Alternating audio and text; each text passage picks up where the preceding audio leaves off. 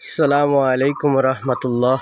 পরকালের ধান্দা কেয়ার কল্যাণ সংস্থা খেজমতে অনেক কয়জন দাতা আদম সন্তানের রুহের মাফরাত কামনা করার উপলক্ষে একটা কল্যাণ সংস্থার কার্যলা সকলের সুচেষ্টা ভালোবাসার নজরে গড়ে উঠিতেছে একটাকার কল্যাণ সংস্থার কার্যলার অফিস ঘর।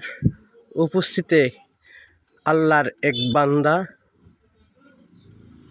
25,000 টাকা দিয়ে ঘর কিনে অফিস ঘর কাজে ব্যবহার করার জন্য একটাকার কল্যাণ সংস্থার অফিস ঘর করার উপলক্ষ ঘরটি দিলেন।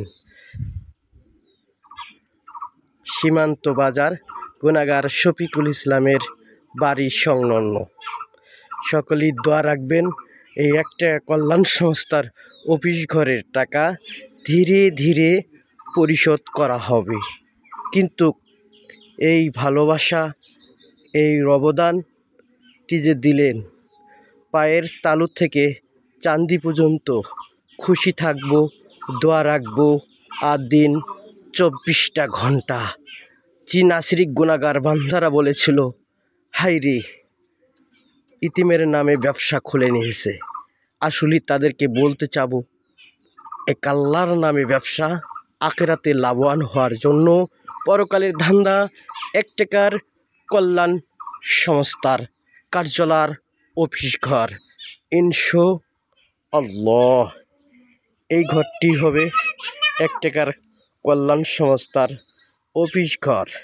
ঘরের সঙ্গে আরও কিছু মালামাল পেয়েছি আপনাদেরকে বসে রাখার জন্য।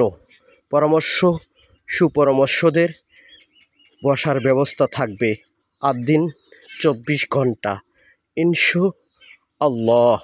আমি গুনাগার শফিকুল ইসলাম মন থেকে দিল থেকে হৃদয় নোংরানো ভালোবাসা রাখলাম।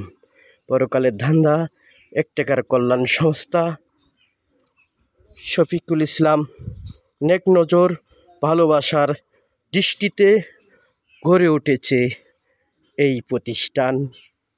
খোদা হাফেজ।